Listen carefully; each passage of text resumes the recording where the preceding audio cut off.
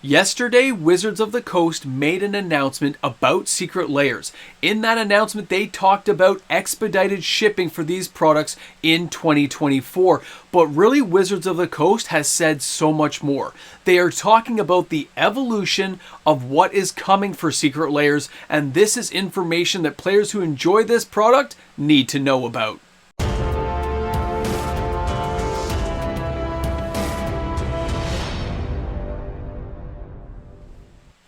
As with anything that Wizards of the Coast says or does, there is always something happening behind the curtains in the Emerald Kingdom of Oz. They don't want you to look behind the curtain, but they're saying a lot more than you realize.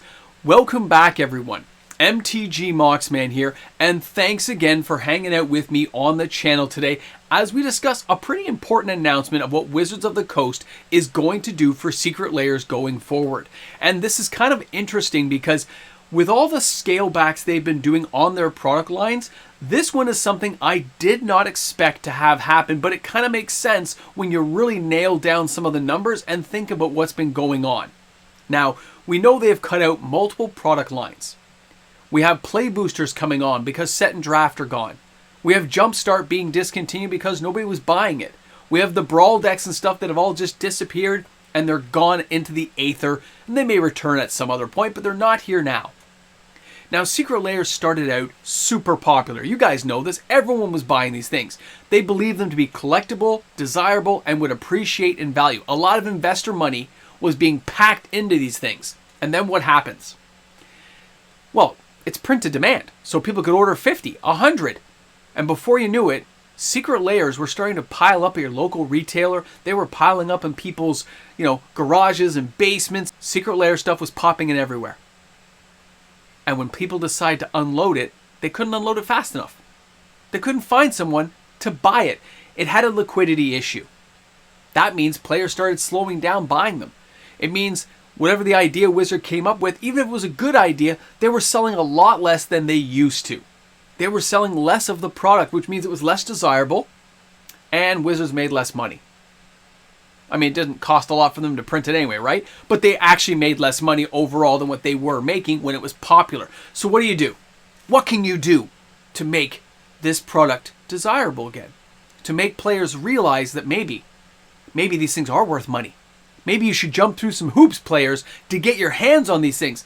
Well, now let's take a look at that announcement and see exactly what Wizards of the Coast has said.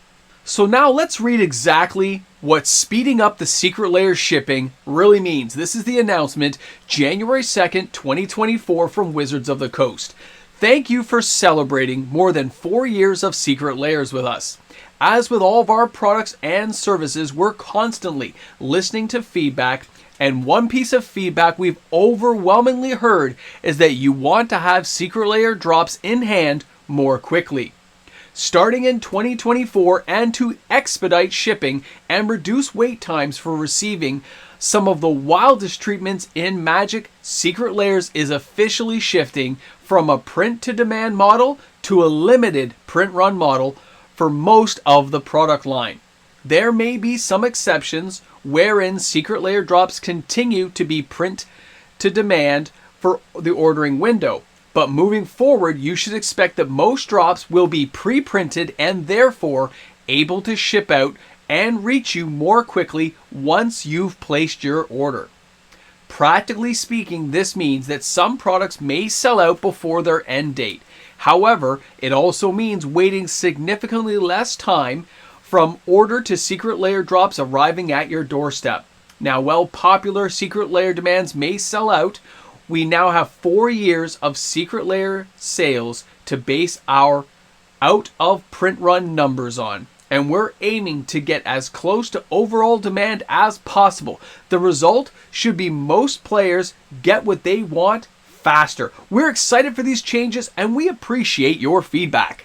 So after reading that article to you all, what do you think most players are going to be taking away from this announcement? Is it going to be the expedited shipping, that it gets to you faster? That's a good thing for some players who really want to have it right away. But I don't think that was Wizards' intent. I don't think that's actually the goal behind what they are saying to you as a player. They are trying to hook people in my opinion, to the change in the modeling. They're saying we're going from print to demand to limited print run for most. And they leave that part saying for most in case they have to print more. They don't actually want to tell you it's going to be a limited run. They want to be able to reprint it if they want to, so they leave it ambiguous that, hey, we may have to print more, but for most of these, it's going to be print to demand because they're trying to drum up sales. They are trying to say that this product is going to be special. It is going to be limited. It is going to be valuable. Where does that value come in? Where does the value for these products come in? Because like they just said, we have 4 years of history for these products. And yes, some of them used to sell very well. And there's a good sales history of a lot of these products. But the funny thing is, a lot of these are sitting around. They are doing absolutely nothing other than for the people who bought them and can't liquidate them for the prices they want to get for them, which means that's not really the price. So what Wizards of the Coast is doing with this little like arm twisting is trying to tell you that this is going to be an expensive product. They are changing it because they've listened to the players. They want something collectible and desirable, but they didn't give you any print run numbers. They're saying they have print run sales data from the economic team that knows exactly what to say to get us to buy it. And I'm not immune to secret layers. They gave us Evil Dead. They have given even me secret layers that I dived into. Dungeons and Dragons. Classic stuff from the 80s. I couldn't help myself. I had a friend pick them up for me as Christmas gifts. It was amazing. But that doesn't mean that I truly believe that these are going to go to the moon or go to the stars because they're not a serialized box telling me how many got printed. They're not saying exactly how many they're going to print every time and putting it in writing for me. They're leaving this as an open-ended statement to try to attract investors' money. There are some of you out there who buy the odd secret layer because you want to enjoy the cards and you're like, hey, I'm going to buy, I don't know, the Dungeons and Dragons. I'm going to buy the Evil Dead because I love Evil Dead. I love Ash, Boomstick Edition. You might be that player like me who buys the odd one. But that's not going to help Wizards of the Coast. They want a lot of sales. So by putting the terminology like this, they're going to attract quite a bit of people who are not going to see through the facade, the charade of what is actually happening. They have diminishing returns, and they're trying to find a way to pump up the sales with what they put in that statement of how they're listening to the players. But they're not going far enough for most true investors to get back into this market. For them to really turn it around, they have to basically do a whole remodel on how they present this product and show how truly collectible it's going to be by basically serializing the box. Tell me how many you printed. Give me the print run numbers that show for something special like a secret layer that this is how many got printed, or put a statement out saying it will never be printed again. Without those types of terminologies being used by collector investors, they're not getting in there. Which means it'll still be enjoyed by the regular players out there who want to buy the odd secret layer product.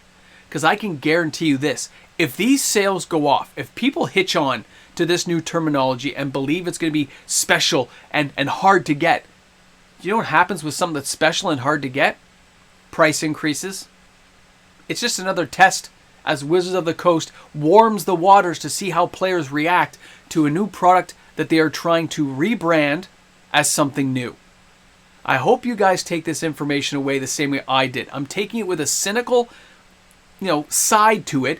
I'm still going to enjoy the odds. If they give me a G.I. Joe or a Transformer secret layer, yes, I'm going to buy those types of secret layers. Give me a Voltron. Give me a He-Man. I'm going to be there. I'll even buy She-Ra. Princess of Power. You give me the 80s cartoons, I'm probably coming in to buy some. Even if it's Punky Brewster, because I remember that stuff as a kid. Smurfs. But at the same time, that's the odd secret layer.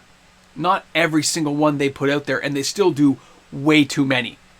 But this is a sounding bell to see what will happen if they try something new, because they got to find a way to generate revenue with all the valves they've shut off on a lot of their production lines. Thanks a lot for hanging out with me today. I hope you found this video as informative as I hoped you would. I look forward to seeing your comments in the comments section about this very important topic. And of course, have a great day. Don't forget, bring a friend to Magic.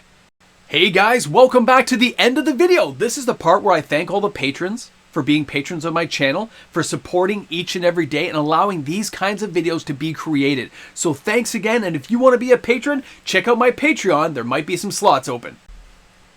Welcome back to the Ramble Jamble, and it does not say a sucker born every minute.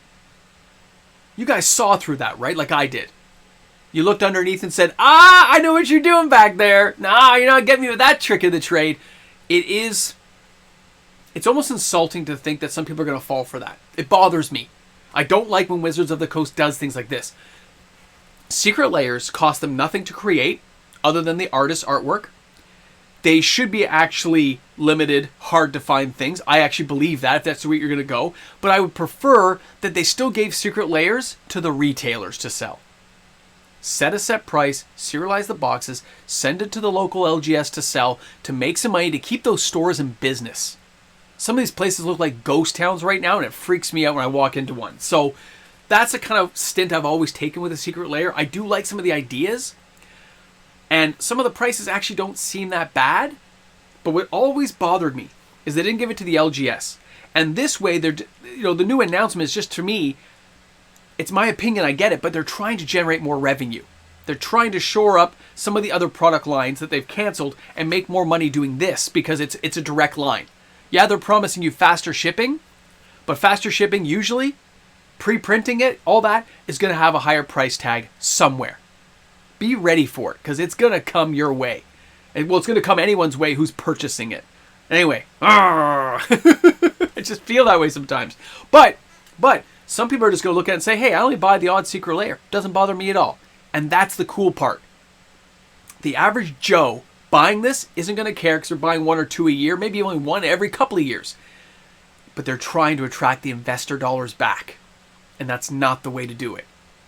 Because as an investor in Magic, I wouldn't buy those things unless they were like $19.99 and they're serialized, or they made some kind of promise to say they're never going to reprint these cards again. They got to give me something way more than some weird kind of half-ended statement. Anyway, interesting stuff though to see what they're trying. And thanks again to the message in the Discord that led me on this loop that had me go search everything out. I really appreciate it. Guys, thanks for hanging out. Thanks for being the people, man. You're the ones who make it to the end. Let's put Evil Dead in the comments section, because that Secret Lair is just, they didn't give a uniqueness. It's just rehashed like characters that are already in Magic, but they gave a cool artwork, so I'm cool with that.